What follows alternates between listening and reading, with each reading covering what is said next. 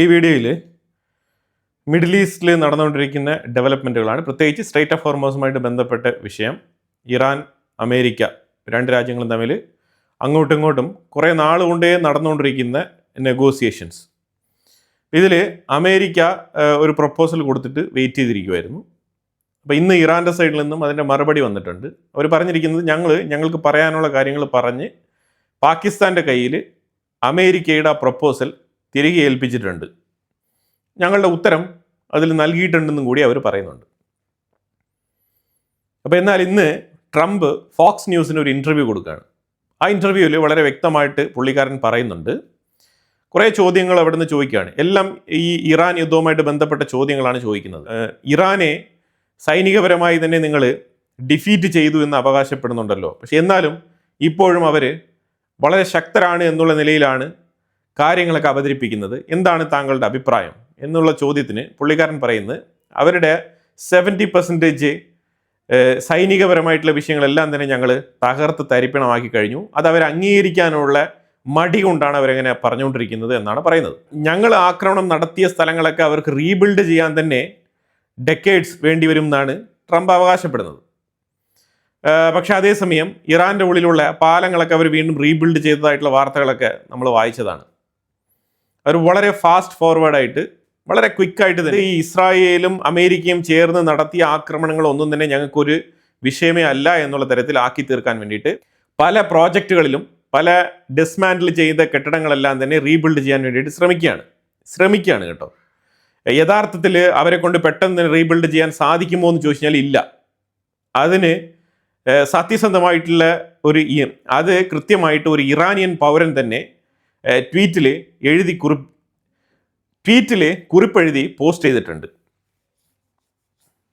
പുള്ളിക്കാരൻ പറയുന്നത്, ഞാനൊരു പോലീസ് സ്റ്റേഷനിലേക്ക് പോയി, പോലീസ് സ്റ്റേഷൻ സന്ദർശിച്ച സമയത്ത് അവിടെ എനിക്കൊരു ഒപ്പിടാനുണ്ടായിരുന്നു. അവിടെ പോലീസ് ഓഫീസറിൻ്റെ ഒരു അറ്റസ്റ്റേഷന് വേണ്ടിയിട്ടാണ് പുള്ളിക്കാരൻ പോലീസ് സ്റ്റേഷനിലേക്ക് പോയത്. പോലീസ് സ്റ്റേഷൻ ആണെന്നുണ്ടെങ്കിൽ ഇസ്രായേൽ ആക്രമണത്തിൽ തകർന്ന് തരിപ്പിണമായ പോലീസ് സ്റ്റേഷനിലാണ് ഞാൻ എത്തിയത്. പോലീസ് സ്റ്റേഷൻ്റെ കോമ്പൗണ്ടൊക്കെ അവിടെയുണ്ട്.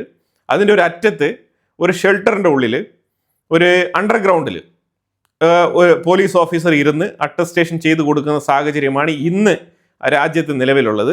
ഇസ്രായേലും അമേരിക്കയും ചേർന്ന് നടത്തിയ ആക്രമണത്തിൽ പെട്ട എല്ലാ ബിൽഡിങ്ങുകളുടെയും അവസ്ഥ ഇതാണ് എന്നുള്ളൊരു വെളിപ്പെടുത്തലാണ് ഈ പോസ്റ്റിലൂടെ പ്രതിഫലിക്കുന്നത്. ഏതാണ്ട് 90 മില്യൺ ജനങ്ങൾ ജീവിക്കുന്ന ഈ രാജ്യത്തിൻ്റെ പോലീസ് സ്റ്റേഷൻ്റെ അവസ്ഥയാണ് ഞാൻ പറയുന്നത്.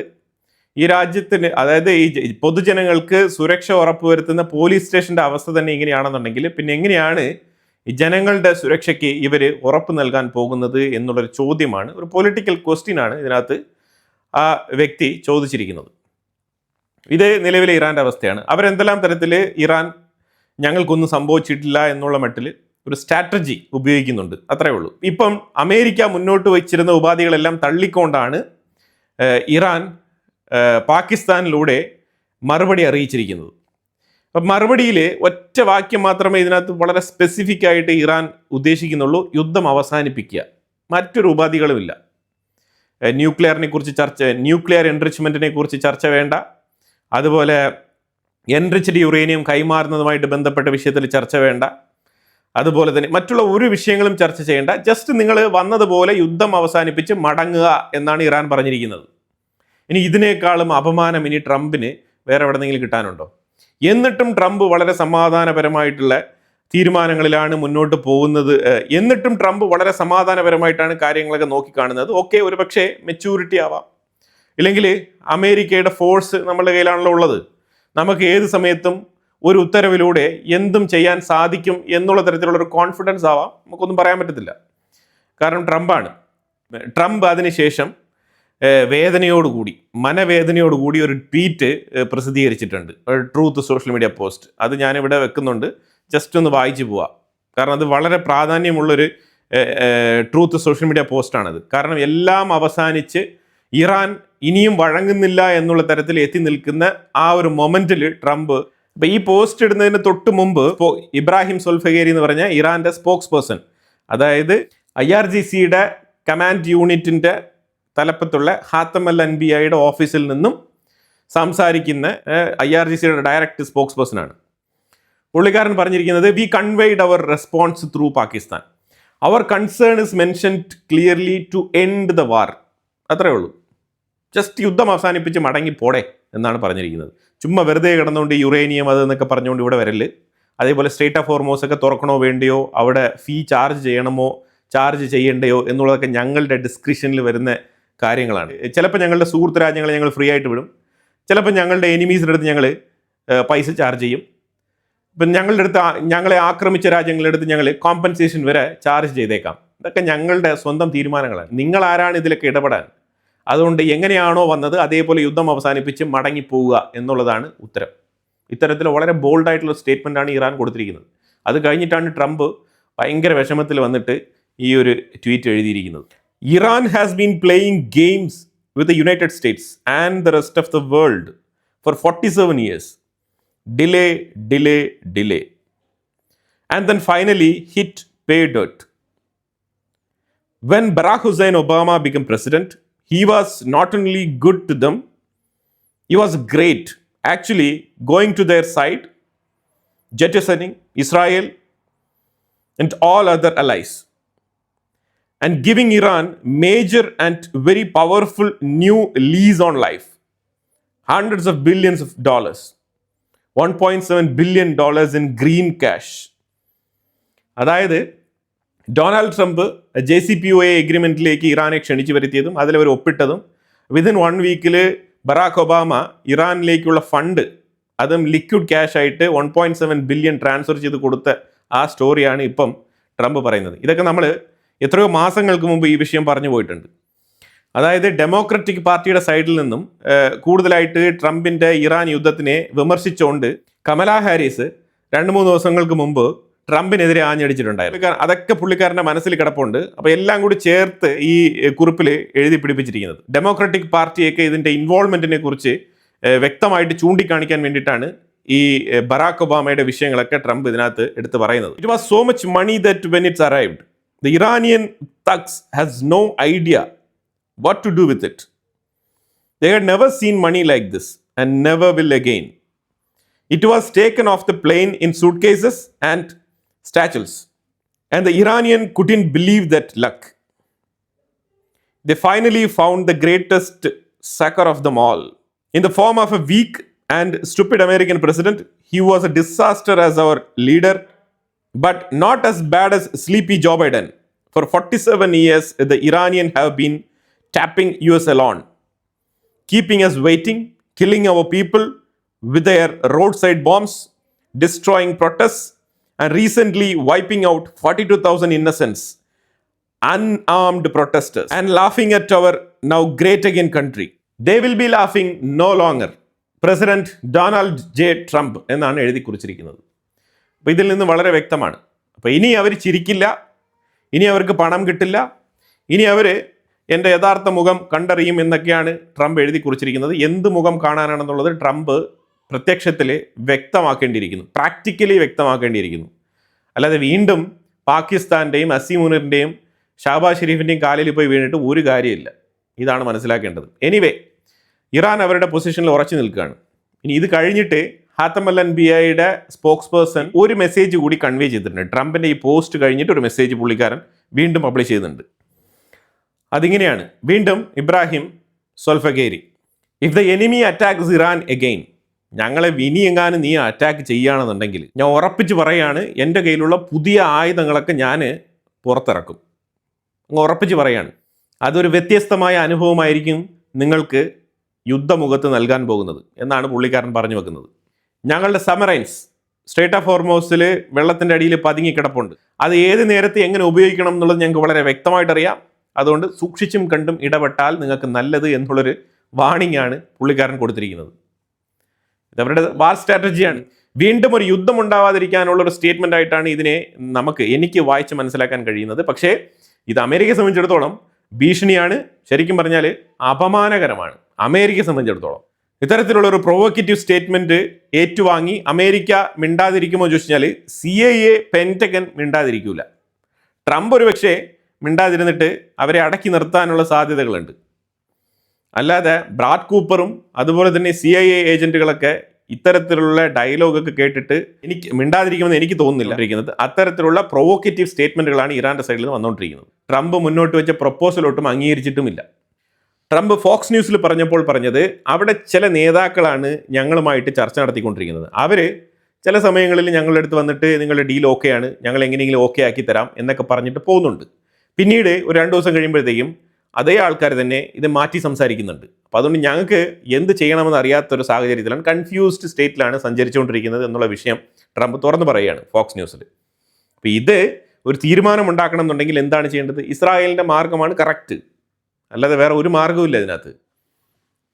ഇതെല്ലാം കൂടി കലങ്ങി തെളിഞ്ഞ് അവസാനം വീണ്ടും ഇസ്രായേലിൻ്റെ മണ്ടയ്ക്ക് തന്നെ പോയിരിക്കും. വീണ്ടും ഇസ്രായേൽ ലെബനാനെയും അതേപോലെ ഇറാനെയും ഒരേപോലെ ഹാൻഡിൽ ചെയ്യേണ്ട ഒരു സാഹചര്യം രൂപപ്പെടുമെന്നാണ് മനസ്സിലാക്കാൻ പറ്റുന്നത്.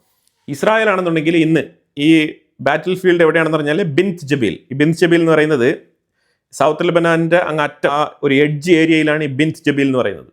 ആ ബിന്ത് ജബീൽ ഏരിയയിലേക്ക് ഇന്ന് IDF കടന്നു പോയിരിക്കുകയാണ്. അതുപോലെ തന്നെ ഹെസ്ബുള്ള അയക്കുന്ന FPV ഡ്രോണുകളെ നിർവീര്യമാക്കാൻ വേണ്ടിയിട്ട് വല അടിച്ചുകൊണ്ടുള്ള സെറ്റപ്പാണ് ഇവർ. വല അടിച്ചുകൊണ്ടുള്ള വാഹനങ്ങൾക്ക് മേളിൽ വല അടിച്ചിട്ട് ഉള്ള ഒരു പ്രൊട്ടക്ഷൻ തീർത്തുകൊണ്ടാണ് ഇസ്രായേലിൻ്റെ കോൺവോയ് കടന്നു പോകുന്നത്. അങ്ങനെ കടന്നു പോകുന്ന സമയത്ത് ഡ്രോൺ വന്ന് വലയിൽ തട്ടി കുടുങ്ങിക്കിടക്കുകയാണ്. എന്നിട്ടത് പൊട്ടുന്നില്ല. കാരണം എന്താണ്? അത് ഹിറ്റ് ചെയ്യുന്നില്ല. ഹിറ്റ് ചെയ്യുമ്പോഴാണ് ഡെറ്റനേറ്റർ ആക്ടിവേറ്റ് ആകുന്നത്, എന്നാലേ പൊട്ടിത്തെറിക്കുള്ളൂ. അപ്പോൾ ഇത് പൊട്ടിത്തെറിക്കാതെ വളരെ സോഫ്റ്റ് ലാൻഡിങ് ചെയ്യുന്ന മാതിരിയാണ് ഈ നെറ്റിൽ വന്നിട്ട് ഇങ്ങനെ കുടുങ്ങിക്കിടക്കുന്നത്. അതുമായിട്ട് ബന്ധപ്പെട്ടൊരു ഫൂട്ടേജ് ഇസ്രായേലിൻ്റെ IDF പബ്ലിഷ് ചെയ്തിട്ടുണ്ട്. പക്ഷേ ഇത്രയും നാളും FPV ഡ്രോൺ ഉപയോഗിച്ചുകൊണ്ട് എങ്ങനെയാണ് ഹെസ്ബുള്ള ഈ ഇസ്രായേലിൻ്റെ IDFൻ്റെ ട്രൂപ്പിൻ്റെ വാഹനങ്ങൾക്ക് നേരെ ആക്രമണങ്ങൾ നടത്തിയിരുന്നത് എന്നുള്ളതിനെക്കുറിച്ചുള്ള ഒരു ചെറിയ വീഡിയോ ഫൂട്ടേജ് ഹെസ്ബുള്ളയും പുറത്തിറക്കിയിട്ടുണ്ട്. 2-3 ആംഡ് വെഹിക്കിൾസിനെയൊക്കെ അറ്റാക്ക് ചെയ്യുന്ന രീതിയിലുള്ള ബ്ലാസ്റ്റ് പൊട്ടിത്തെറിപ്പിക്കുന്ന വീഡിയോ അവർ പുറത്തിറക്കിയിട്ടുണ്ട്. തീർച്ചയായിട്ടും അവർ അറ്റാക്ക് നടത്തിയിട്ടുണ്ട്. അതിൽ നിശ്ചിത തോതിൽ എന്ന് പറഞ്ഞാൽ ഒരു 8-10 IDF സോൾജേഴ്സിന് പരിക്കേറ്റിട്ടുണ്ട്. 3 പേര് കൊല്ലപ്പെട്ടിട്ടുമുണ്ട് ഈ FPV ഡ്രോൺ ആക്രമണത്തിൽ. ഈ കാഷ്വാലിറ്റി, ഇസ്രായേലിനുണ്ടായ കാഷ്വാലിറ്റി വളരെ ചെറുതാണ്. പക്ഷെ അതേസമയം ഇസ്രായേൽ ലെബനൻ്റെ ഉള്ളിൽ ഉണ്ടാക്കിയിരിക്കുന്ന മുന്നേറ്റം അത് വളരെ വലുതാണ്.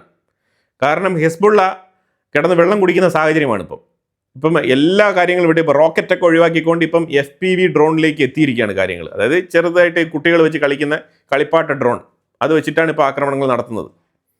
അതിലൊക്കെ ലിമിറ്റഡ് ആയിട്ടുള്ള വെടിമരുന്നുകൾ നിറച്ച ചെറിയ ചെറിയ എമ്യൂണിഷൻസ് മാത്രമേ ഘടിപ്പിക്കാൻ കഴിയുകയുള്ളൂ. വലിയ രീതിയിലുള്ള പൊട്ടിത്തെറി സാധ്യതയുള്ള ബോംബുകളൊന്നും അതിനകത്ത് ഘടിപ്പിക്കാൻ കഴിയില്ല എന്നുള്ളതാണ് ഹെസ്ബുള്ളയുടെ ഒരു പരാജയം. ഇന്ന് IDF ഞായറാഴ്ച മാത്രം 20 ഹെസ്ബുള്ള ഭീകരരുടെ താവളങ്ങൾ, ആയുധ ഗോഡൌണുകൾ ഇതെല്ലാം അടിച്ച് നശിപ്പിച്ച് കളഞ്ഞിട്ടുണ്ട്. ഇറാനിയൻ പ്രസിഡന്റ് മസൂദ് പെസസ്ക്യാൻ പറഞ്ഞിരിക്കുന്നത് നെഗോസിയേഷൻ ഇസ് നോട്ട് ബോ ഡൗൺ, അഥവാ നെഗോസിയേഷൻ ഒരു കീഴടങ്ങലല്ല എന്നാണ് പെസസ്ക്യാന്റെ വാദം. എന്തു ആയിക്കോട്ടെ, ഓൾറെഡി തന്നെ IRGCയുടെ സ്പോക്സ് പേഴ്സൺ വളരെ വ്യക്തമായിട്ട് അമേരിക്കയ്ക്കെതിരെയുള്ള നിലപാട് വ്യക്തമാക്കി കഴിഞ്ഞു. അമേരിക്കയോട് യുദ്ധം ചെയ്യുക എന്നുള്ളതാണ് ഇറാന്റെ പോളിസി എന്നുള്ളത് ഇറാന്റെ ഉള്ളിലുള്ള ലോ മേക്കേഴ്സ് തന്നെ വളരെ വ്യക്തമായിട്ട് പറയുന്നുണ്ട്. പക്ഷെ അതേസമയം അമേരിക്കയുടെ ഉള്ളിൽ നിന്നും ലിൻസി ഗ്രഹാം പോലത്തെ ആൾക്കാർ ന്യൂക്ലിയർ എൻറിച്ച്മെൻറ്റുമായിട്ട് ബന്ധപ്പെട്ട വിഷയത്തിൽ, എൻറിച്ച്ഡ് യുറേനിയം കൈമാറുന്ന വിഷയത്തിൽ ഇറാനുമായിട്ട് ഒരു കോംപ്രമൈസും ഇല്ല എന്നുള്ളതാണ് ലിൻസി ഗ്രഹാം പോലത്തെ ആൾക്കാരൊക്കെ പറയുന്നത്. ഇപ്പോൾ വിഷയം തീർച്ചയായിട്ടും യുറേനിയം തന്നെയാണ്. ആ യുറേനിയത്തിൽ തന്നെ വന്ന് നിൽക്കുകയാണ്. അപ്പോൾ ഫോക്സ് ന്യൂസിൽ ട്രംപ് ഒരു വിഷയം കൂടി പറയുന്നുണ്ട്. അതായത് എൻറിച്ച്ഡ് യുറേനിയം എവിടെയാണ് സൂക്ഷിച്ച് വെച്ചിരിക്കുന്നത് എന്നുള്ളത് ഞങ്ങൾക്ക് അറിയാം. ആ സ്ഥലം ഞങ്ങൾ സ്പേസിൽ നിന്നും നിരീക്ഷിച്ചുകൊണ്ടിരിക്കുകയാണ്. അവിടെ ആരെങ്കിലും ഒന്ന് എൻട്രി ആയാൽ പോലും ഞങ്ങൾക്കത് മനസ്സിലാക്കാൻ പറ്റും. അവരെ ആ സ്പോട്ടിൽ തന്നെ ഞങ്ങൾ തട്ടും. അവരുടെ ബാച്ച് നമ്പർ ഉൾപ്പെടെ ഞങ്ങൾക്ക് അറിയാൻ പറ്റും. ഞങ്ങൾ കൃത്യസമയത്ത് ആ എൻറിച്ച്ഡ് യുറേനിയം സീസ് ചെയ്യാനുള്ള ഓപ്പറേഷൻ നടപ്പിലാക്കി സ്യൂട്ടബിൾ ടൈമിൽ ഞങ്ങൾ അതിനെ ക്യാപ്ചർ ചെയ്യുമെന്നാണ് ട്രംപ് പറഞ്ഞു വെക്കുന്നത്. എനിവേ, അതൊക്കെ നടത്തി കാണിച്ചിട്ട് പറയുന്നതായിരിക്കും നല്ലത്. IDF സദൻ ലെബനാന്റെ ഭാഗത്ത് 3 വില്ലേജുകൾക്ക് കൂടി ഇവാക്യുവേഷൻ ഓർഡർ ഇഷ്യൂ ചെയ്തിട്ടുണ്ട്. ഇസ്രായേലിന്റെ ഉള്ളിൽ മാർഗലിയോട്ട് ഏരിയ, അതുപോലെ തന്നെ ഷിമോന, അപ്പർ ഗലീലി, ഈ ഏരിയകളിലൊക്കെ സൈറൻ ആക്ടിവേറ്റ് ആയിട്ടുണ്ടായിരുന്നു. ഹിസ്ബുള്ളയുടെ ഡ്രോൺ ആക്രമണം ആ സൈഡിലേക്കൊക്കെ വന്നിട്ടുണ്ടായിരുന്നു. അതെല്ലാം തന്നെ ഇന്റർസെപ്റ്റ് ചെയ്യപ്പെട്ടിട്ടുണ്ട്. അതെല്ലാം തന്നെ ഇസ്രായേൽ ഇന്റർസെപ്റ്റ് ചെയ്തിരിക്കുകയാണ്. അതെല്ലാം തന്നെ ഇസ്രായേൽ നിർവീര്യമാക്കിയിട്ടുണ്ട്. എന്നാൽ മറ്റൊരു സൈഡിൽ ഇസ്രായേൽ ആണെന്നുണ്ടെങ്കിൽ ഇറാഖിൻ്റെ ഉള്ളിൽ ഒരു ബേസ് വളരെ രഹസ്യമായിട്ട് നടപ്പിലാക്കിയിരുന്നു എന്നുള്ള വാർത്ത ഞാൻ ഇതിന് മുമ്പുള്ള വീഡിയോയിൽ അപ്ഡേറ്റ് ചെയ്തിട്ടുണ്ട്. ശരിക്കും വളരെ രഹസ്യമായിട്ട് ഡെസേർട്ട് ഏരിയയിൽ വളരെ മനോഹരമായിട്ട് അവിടെ എയർഫീൽഡ് ഉപയോഗിച്ചിരുന്നു എന്നുള്ളതാണ് മനസ്സിലാക്കേണ്ടത്. അത് ഇറാഖിന് ഇത് കണ്ടെത്താൻ കഴിയില്ല. കാരണം എന്താണെന്ന് വെച്ചാൽ ഇറാഖിൻ്റെ ഉള്ളിൽ ഒരുപാട് മിലീഷ്യ ഗ്രൂപ്പുകളുണ്ട്. അവരാരെന്ന് വെച്ചിട്ടാണ് ഇവരെ നിരീക്ഷിക്കുന്നത്. ഹെലികോപ്റ്റർ അവിടെ നിന്ന് ഉയർന്നു പൊങ്ങിയത് കൊണ്ടാണ് ഇത് നോട്ടീസ് ചെയ്യപ്പെട്ടത്. ഇത് മൊസാദിൻ്റെ ആയിക്കോട്ടെ, അതേപോലെ ഇസ്രായേലിൻ്റെ ട്രൂപ്പിൻ്റെ വളരെ മനോഹരമായിട്ടുള്ള ഒരു പ്രോജക്റ്റാണിത്. ഇത്ര സീക്രട്ടായിട്ട് മറ്റൊരു രാജ്യത്തിൻ്റെ ഉള്ളിൽ കോൺഫിഡൻ്റ് ആയിട്ട് ഒരു ബേസ് പ്രവർത്തിപ്പിക്കുക എന്നുള്ളത്. പക്ഷെ അത് അമേരിക്കയുടെ സപ്പോർട്ട് ഉണ്ടായിരുന്നു എന്നുള്ളൊരു വാർത്തയും കൂടി വരുന്നുണ്ട് ഇപ്പോൾ. പക്ഷേ ഇപ്പം ഇറാനാണെന്നുണ്ടെങ്കിൽ ഇറാഖിൻ്റെ ഉള്ളിൽ കുർദ് മേഖല കേന്ദ്രീകരിച്ച് ആക്രമണങ്ങൾ ശക്തിപ്പെടുത്തിയിരിക്കുകയാണ്. മാരകമായിട്ടുള്ള ആക്രമണം നടത്തുകയാണ് ഇറാൻ. അതിൻ്റെ ഫുട്ടേജസാണ് ഞാനിവിടെ വെച്ചിരിക്കുന്നത്. ഇറാൻ്റെ നാഷണൽ സെക്യൂരിറ്റി ആൻഡ് ഫോറിൻ പോളിസിയുടെ ഓഫീസിൽ നിന്നും ഇബ്രാഹിം റസായി സ്പോക്സ് പേഴ്സണാണ്.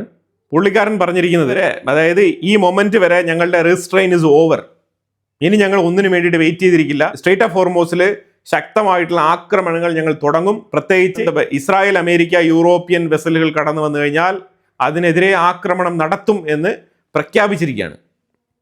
ഇനി എന്താണ് ട്രംപ് ചെയ്യാൻ പോകുന്നത്?